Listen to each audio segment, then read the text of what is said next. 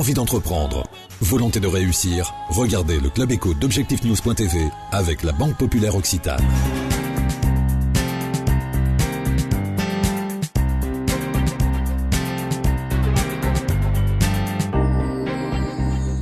Bonsoir, bienvenue dans le Club Éco d'Objectif-News.tv. Nous recevons ce soir Michel Huck, le président de la SGAM AG2R La Mondiale. Michel Huck, bonsoir. Bonsoir. Alors c'est vrai que la question de la retraite occupe encore beaucoup l'actualité. Quand on est un des grands acteurs mutualistes d'assurance de personnes, en quoi ça peut avoir un impact important dans un groupe comme le vôtre, et au niveau du groupe, mais aussi au niveau de vos 8 millions d'adhérents? Alors, il y a un impact, il y a deux impacts. Le premier, c'est ce que deviendra la retraite dans le futur, et en particulier les retraites complémentaires ou supplémentaires à travers les plans d'épargne retraite collectifs, c'est-à-dire les accords qui seront signés dans les entreprises et qui amélioreront les retraites que pourront avoir les salariés. Donc, premier impact dans le futur, un marché qui va s'ouvrir un peu plus que ce qui est ouvert aujourd'hui, ce qu'on appelle communément les PERCO. Deuxièmement, ça a un impact alors dans l'autre sens, c'est les impôts à payer, les taxes sur tout ce qui est les produits financiers qui vont alimenter le régime général de retraite.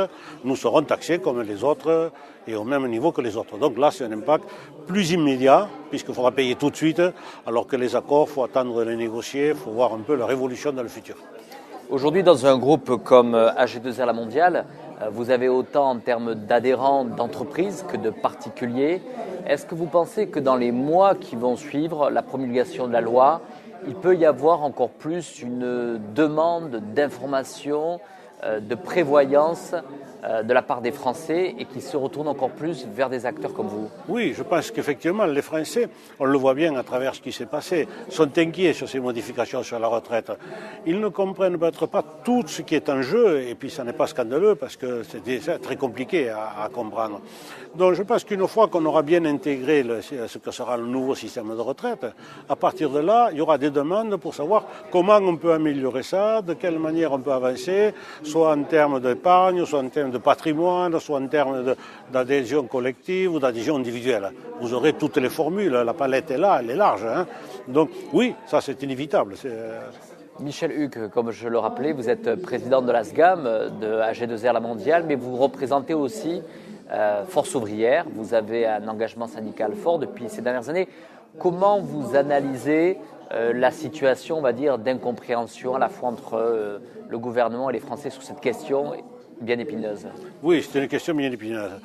Je pense qu'il faut l'analyser de deux manières. La première, il y a eu un accord européen qui était le sommet de Lisbonne où on a décidé sur le plan européen d'allonger la durée du travail pour l'ensemble des pays européens. Alors 2 ans était à peu près l'échelle que tout le monde avait fixée et tous les gouvernements, gauche, droite de ce pays de l'Europe, ont adopté le sommet de Lisbonne, soit par les parlements, soit par référendum, chacun par rapport à sa méthode. Et tous les pays ont allongé la durée du travail de 2 ans. Et la France est le dernier pays, je parle grand pays, il doit bien entraîner un peut-être encore quelque part qui ne l'a pas fait, mais est le dernier grand pays qui allonge sa durée de travail de 2 ans. Donc on savait tous que c'était quand même inévitable. Ça, c'est la première chose. La deuxième chose, c'est qu'on s'est habitué à cet état-providence qui faisait qu'on avait le système de pré-retraite, on partait à 50 ans en période de crise, on partait et on percevait quelque chose jusqu'au moment où on touchait sa retraite et qu'on ait droit à la retraite. De 50 ans, on est passé à 55, à 53, à 57. Et les gens s'étaient habitués un peu à partir à cet âge-là, finalement, sous un prétexte qui n'était pas juste, en disant les vieux partant, les jeunes auront du boulot. Les hommes ne sont pas des billes interchangeables et nous savions tous que ça ne fonctionnait pas aussi facilement que le slogan l'indique. Mais en gros, on s'était habitué quand même à cette affaire-là. D'un seul coup, dire on allonge 2 ans, alors que les enfants de ceux qui travaillent aujourd'hui voient leur père ou vu leur grand-père partir plus tôt, et de dire, mais pourquoi moi je travaillerai aussi longtemps, enfin, qu'est-ce qui se passe?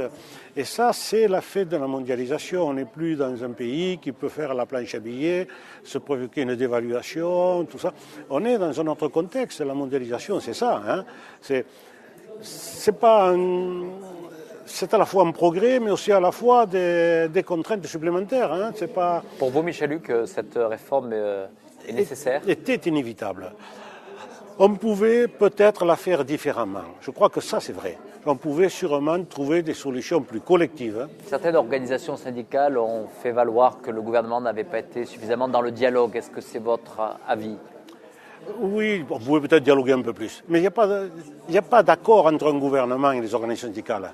Ce n'est pas négocier avec l'employeur, ça. Avec l'employeur, vous pouvez signer un accord, vous avez un compromis. Avec un gouvernement, il n'y a jamais de compromis. C'est un dialogue. Et un dialogue, celui qui reste maître, c'est le ministre. C'est le ministre qui, au bout du bout, reste maître. Alors, je pense qu'on pouvait trouver des solutions plus collectives, peut-être moins individuelles, peut-être pas impactant moins, mais dans tous les cas, la réforme était inévitable. Et tout le monde le savait. Il n'y a pas de surprise. Il n'y a pas d'autres alternatives ? Non. Et on sait tous que le système de retraite va être revu en gros tous les 5 ou 6 ans. Alors, je ne sais pas si c'est la prochaine fois, mais si la crise n'avait pas été là, on n'avait pas besoin de le faire en 2010, on pouvait attendre 2 ou 3 ans de plus. En gros, la crise a fait avancer les échéances de 10 ans, en gros. Je vais à la louche, là, pas aux dates fixes. Donc, on a été obligé de prendre une décision maintenant. Mais c'était prévu, on savait tous qu'on se retrouvait en 2018, on savait tous que... Et on se retrouvera en 2018 de nouveau, ou en 2020, j'en sais rien aujourd'hui. Les évolutions, je vous donne un seul chiffre, si vous le permettez. Un seul, c'est pas la peine d'aller plus loin. Aujourd'hui, chaque année, il y a 700 000 salariés qui partent à la retraite. Et il y en a 500 000 qui rentrent au travail. C'est les classes d'âge, ça. Il y a 5 ans en arrière, il y en avait 500 000 qui partaient à la retraite et 700 000 qui rentraient au travail. Ça veut donc dire qu'on a inversé les chiffres. Donc il faut dépenser plus pour payer les mêmes retraites, avec moins de rentrées, puisqu'il n'y en a que 500 000 qui vont travailler au lieu de 700. Voilà. Quand on a ce chiffre-là, vous y mettez la crise, vous mettez un tas d'événements autour, mais ça n'améliore pas l'ordinaire.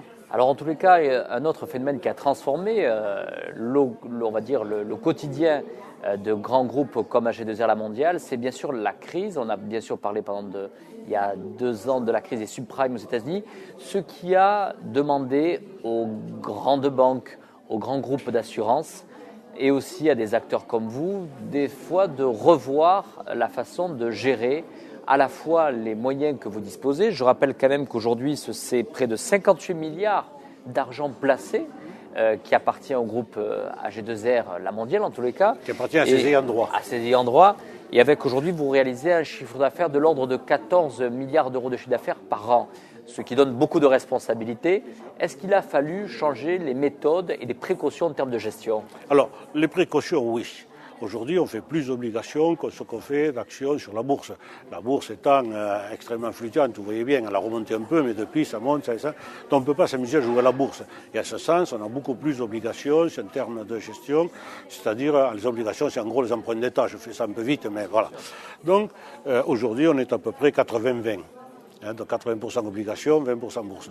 Avant, il y avait plus de bourse et moins d'obligations, on était peut-être à 60-40. Donc, en ce sens, on a changé la gestion, oui. Mais ce qu'il faut noter, c'est qu'un groupe comme AG2R La Mondiale n'a pas d'actionnaires. C'est-à-dire que nous n'avons pas à faire un rendement qu'on va distribuer à des actionnaires. Pas de TRI à 20 ou 25%. Rien. Nous n'avons pas cela.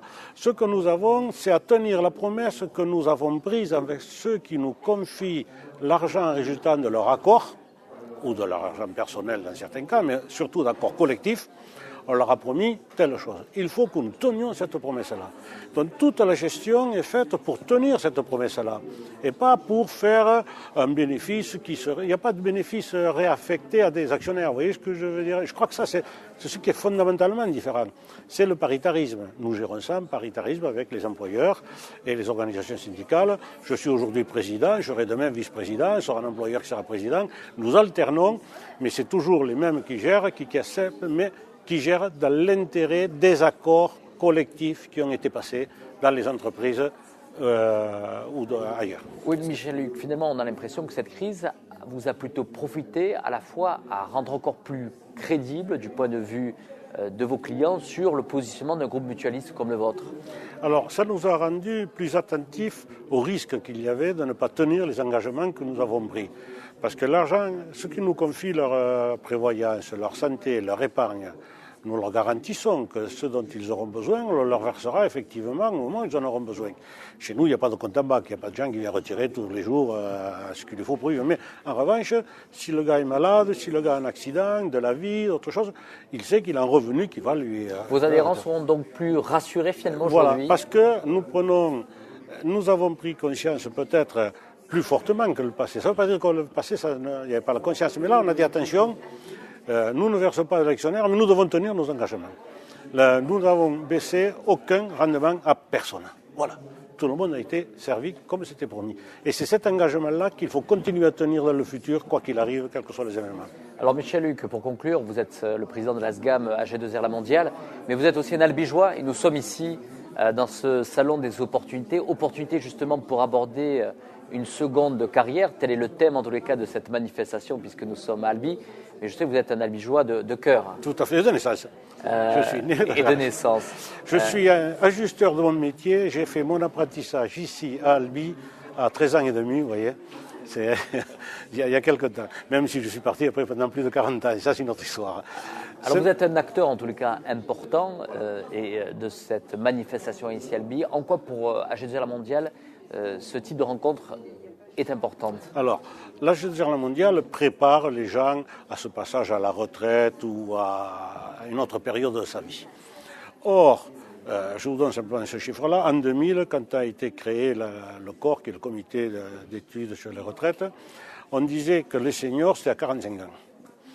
En 2003, quand a été adoptée la loi, et puis il y a les fameuses premières réformes sur la retraite, on a dit que la retraite, les seniors, c'était à 50 ans. Fiche mon billet que maintenant on va dire que les seniors, c'est à 55 ans. Donc cette aide que nous apportons aux gens à se préparer à une deuxième période de leur vie active et non active, on va dire comme ça, oui, je pense que nous avons un rôle important à jouer et que nous devons continuer à jouer. Et en ce sens, ce salon, et le thème de ce salon, si vous le reprenez, vous verrez qu'il est en plein dedans. Nous parlons de ce qui va se passer après 50 ans pour les salariés et pour ceux qui nous font confiance. Merci Michel Huc, merci d'avoir répondu à notre invitation. Merci à vous.